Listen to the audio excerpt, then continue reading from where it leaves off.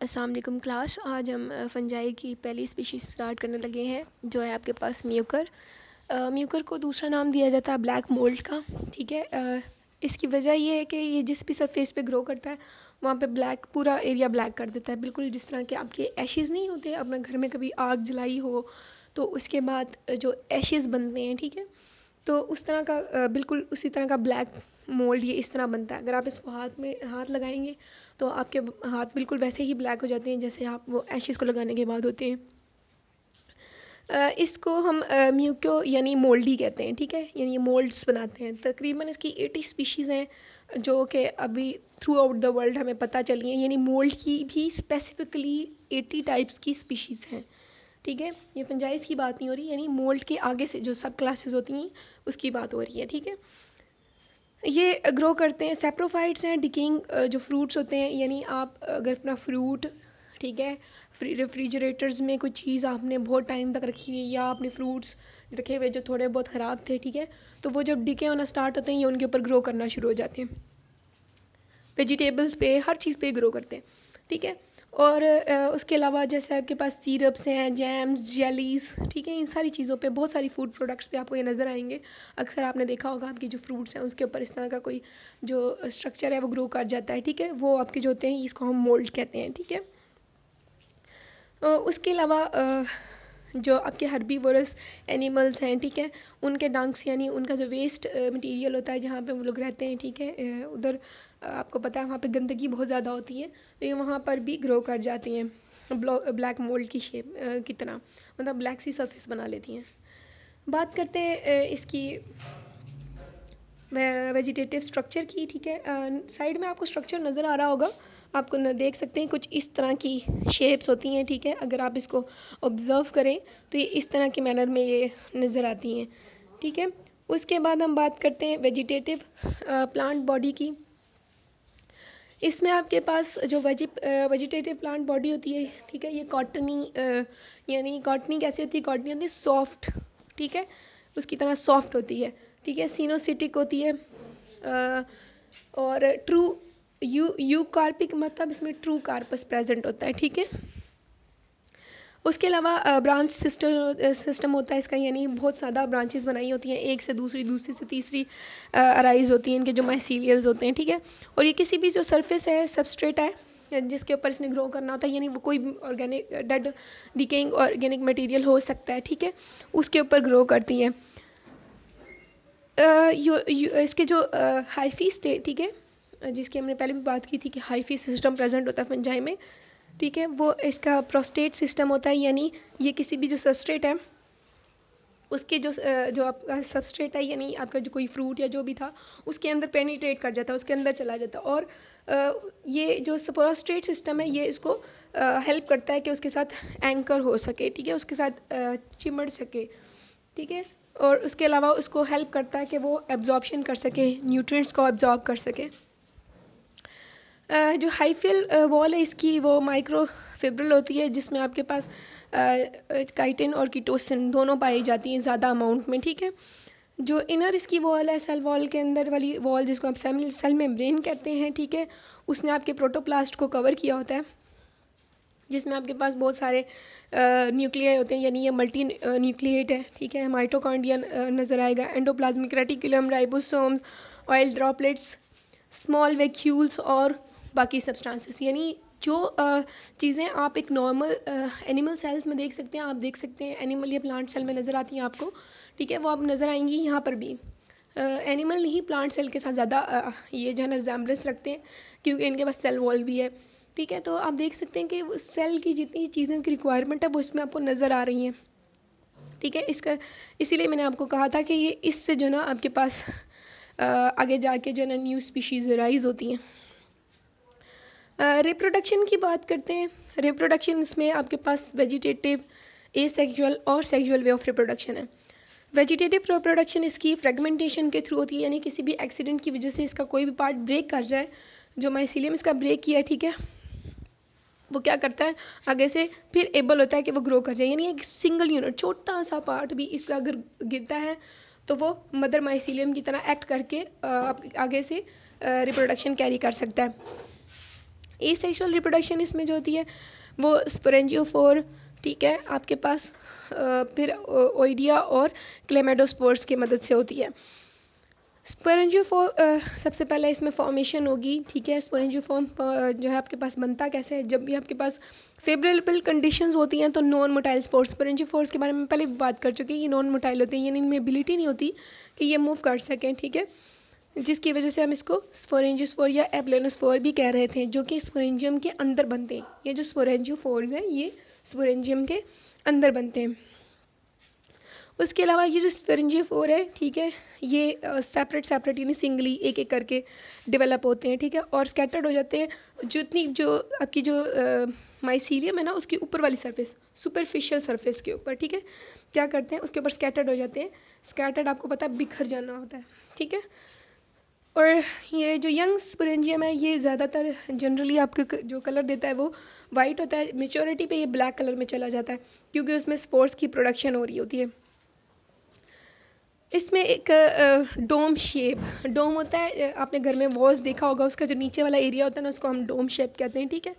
उस एक dome shape इसमें एक स्ट्रक्चर पाया जाता है जिसको हम बोलते हैं क्लूमेला, ठीक है, और ये आपके स्पोरेंजियम के सेंटर में प्रेजेंट होता है। इसमें जो आपके माइसीलियम्स होते हैं ना ये हैप्लॉइड माइसीलियम्स होते हैं, ठीक है। क्यों, आपको पता है कि आप एसेक्सुअल रिप्रोडक्शन की बात कर रहे हो, उसमें हैप्लॉइड ही बनेंगे। डिप्लॉइड आपको पता है बनते ही सेक्सुअल वे ऑफ रिप्रोडक्शन में। उसके बाद नेक्स्ट प्रोसीजर होता है डिहिसेंस ऑफ स्पोरेंजियम, यानी जैसे ही आपके पास मेचुरेशन हो जाएगी स्पोर्स की तो आपके पास मतलब जो आपके स्पोरेंजियम में आपके पास स्पोर्स प्रेजेंट हैं वो मिच्योर हुए। अब इसमें आपके पास नीडल शेप्ड क्रिस्टल, किस चीज़ के क्रिस्टल्स होते हैं, ये कैल्शियम ऑक्सीलेट के जो क्रिस्टल्स होते हैं ये बनते हैं आप स्पोरेंजियल वॉल के अंदर वाली साइड, बाहर वाली साइड पर। स्पोरेंजियल वॉल के बाहर वाली साइड पे आपके पास नीडल शेप छोटे छोटे कैल्शियम ऑक्सीलेट्स के क्रिस्टल्स बनते हैं।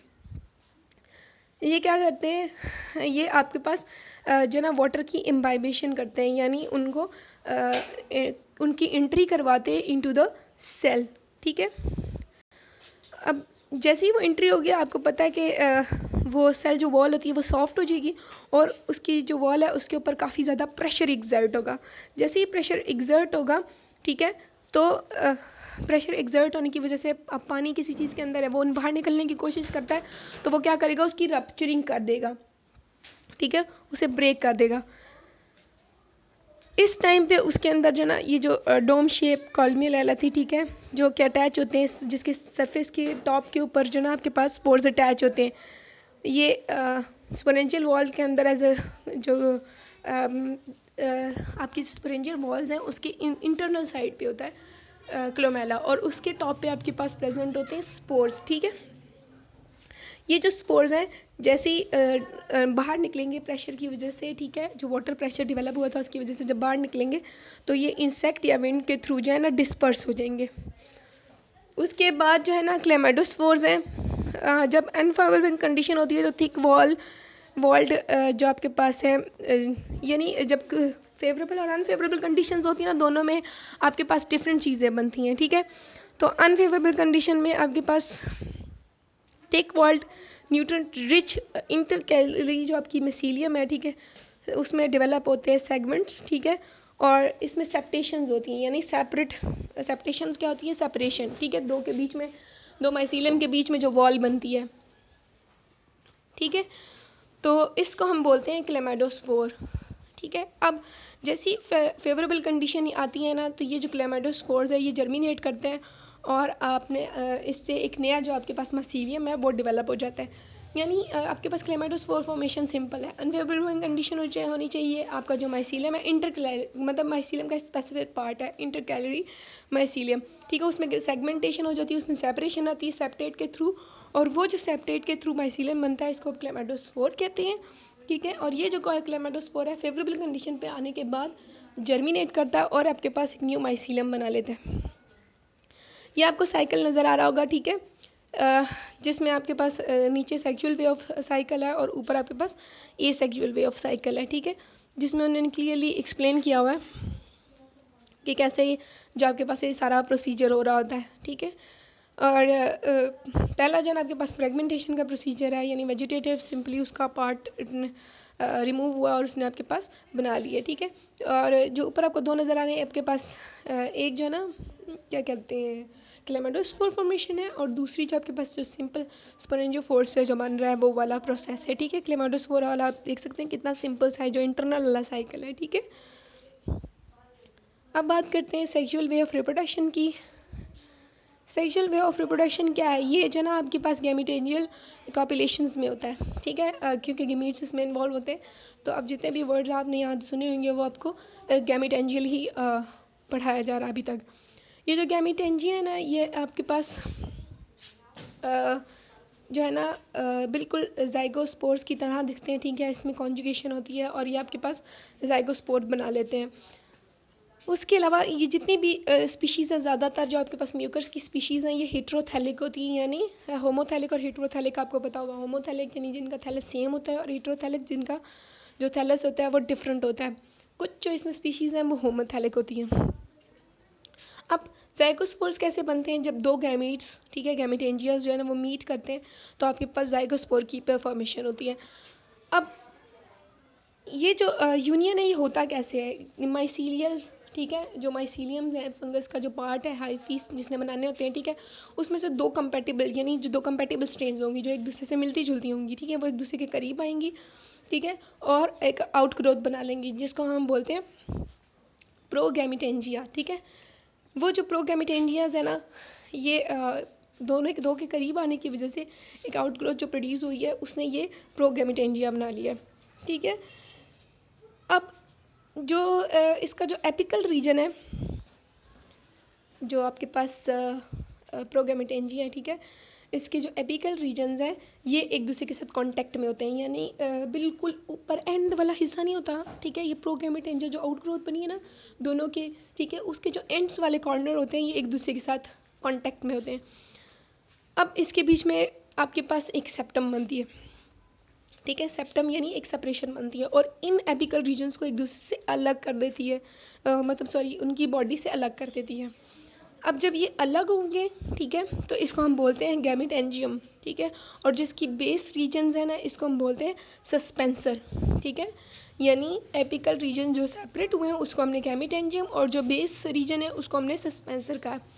जैसे ये गैमेटेंजियम जो है आपके पास मैचुरेशन की तरफ जाता है यानी मेच्योर होता है, ठीक है, तो ये जो कॉमन वॉल थी ना जो दोनों की एक दूसरे के साथ कांटेक्ट में थी ये डिज़ोल्व हो जाती है, आराम आराम से ख़त्म होना शुरू हो जाती है, और दोनों का जो प्रोटोप्लास्ट है दोनों गैमेटेंजिया का वो एक दूसरे के साथ कंबाइन होता है और आपके पास जाइगोस्पोर बना लेते हैं, ठीक है। अब ये जो दोनों न्यूक्लियस थे जो दो डिफरेंट गैमेटेंजिया से आ रहे थे, ठीक है, वो दोनों के साथ एक दूसरे के साथ फ्यूज़ हुए। अब जो उन्होंने सेल बनाना है वो डिप्लॉयड होगा, 2n न्यूक्लियाई वाला होगा, ठीक है।